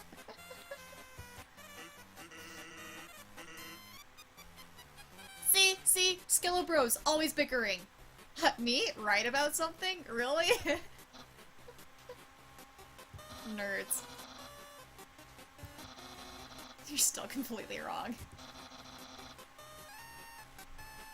Ginger Han Solo says me. Aw.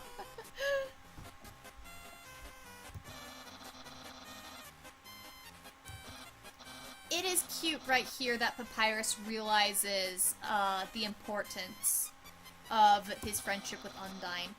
It's something that he doesn't think about soon enough in the pacifist route, and it's a realization of which he would make sooner and more concretely. But it's nice that in this route, Papyrus does make that very conscious recognition. You know, I might be a little bit lonely, but I have Undyne. I like that. And sorry, Undyne. And here we guys go. We are gonna make it in time for Papyrus's. Yep, we're gonna do it.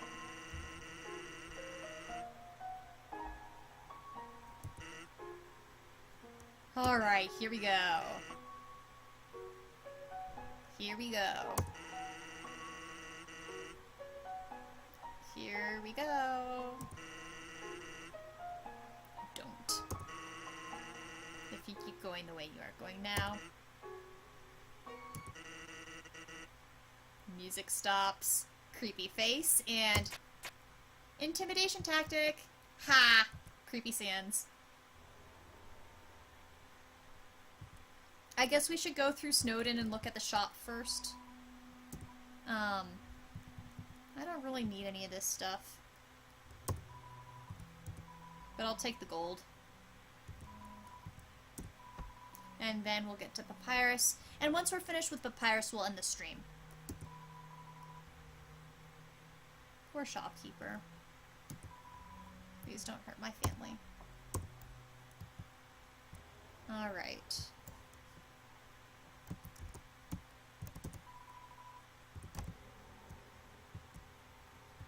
And the empty village, except for Monster Kid.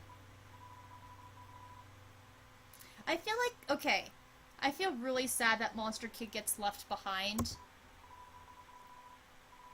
And, like, that their parents didn't realize sooner.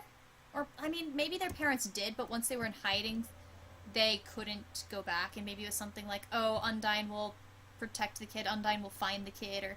There has to be some reason why, Monster Kid, like, people aren't freaking out about Monster Kid just being out there. Mun says, Mun wonders why everything goes black when Sans teleports. I've heard some theories on it. Some people say that he bends space/time. I'm not too convinced with that one. I feel like it's just a effective visual that Toby Fox put in, and we're not really supposed to overthink that part. It's also just...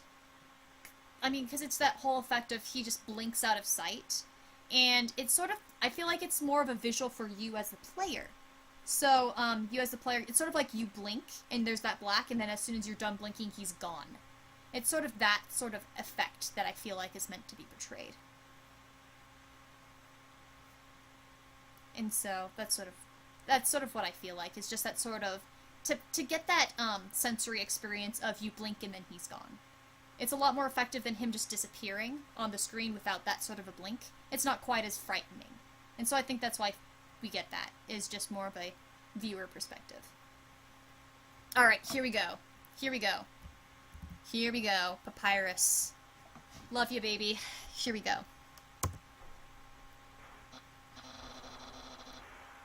Creepy music. And his speech. His speech is so important.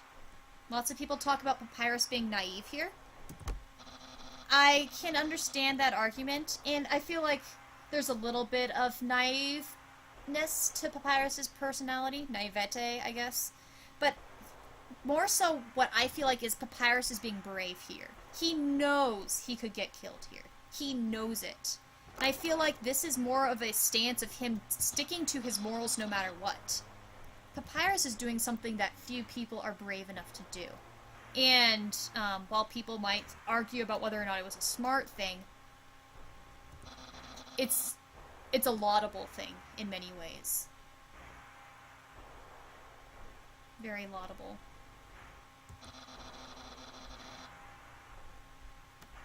Here we go. Mon, don't kill the cool skeleton, please. Oh, we're on the path. I love this music. I'm drawing it out so that you guys have to suffer with the tension more. Our hands are covered in dust. Ugh. We're covered in the remains of dead monsters. Like, how creepy is that? Alright, like, your life is going down a dangerous path. Ember says if you spare him, he's relieved. Yeah, and he says some really interesting things if you spare him during the Genocide Route abort. It's really interesting. And comment, yes, he did know.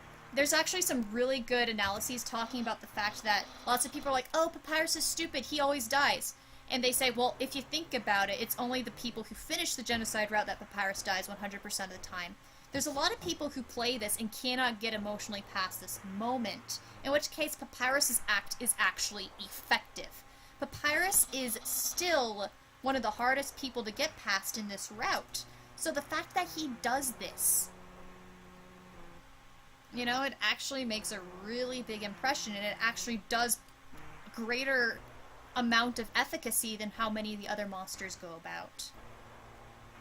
Oh, okay, so before we continue on, I want to point out this quote right here, because it's something that's really cool and really subtle when we get to Sans later, is Papyrus saying right here, everyone can be a great person if they try. Remember what Sans says when you meet him in the final corridor. I have a question for you. Do you believe anybody can change? That anybody can be a good person if they try? Sans saw this moment, and Sans is quoting his brother's last words back to you later on. Okay, when we actually get to the Sans moment, I'll be talking about all the areas where he slips in Papyrus comments, but it's clear that even though Sans isn't fighting you because of Papyrus, it's hit him hard, and it's really ingrained in his mind. Oh, and everyone's freaking out. Mon, you can still go back and date him at Hot Dogs with Sans, dance with the fabulous robot, don't do it! And then Dragon Pride is, don't kill him, don't spare him, we the audience beg you. Nope, nope, we're on this path, we're on this path. Oh, and Mon's doing exactly what that, yes, as we were talking about, that's exactly it. As you say, your friend gave up on the genocide first time because he couldn't bring himself to kill Papyrus. That's important. Papyrus is the hardest to get past because he doesn't fight you. Because he's willing to try to help you, despite all that you've done. Yeah, I know a lot of people who couldn't get past Papyrus the first time.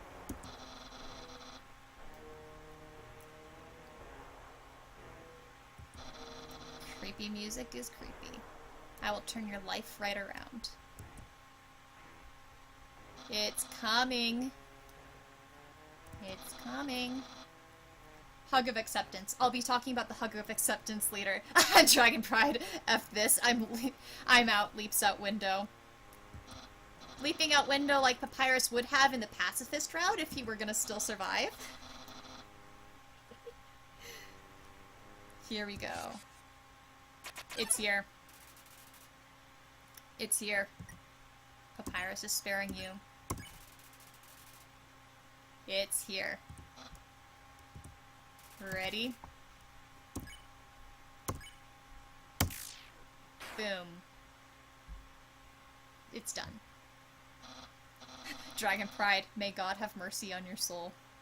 Well, Sans certainly won't. Mun says, Undyne has determination, Sans has unusual tactics, but Papyrus has fuels warfare. It's true. Papyrus has a certain purity of character, which is why he's so amazing. I believe in you. Still, I believe in you. Ginger Han Solo, rude. And in caps lock, rude. Yes.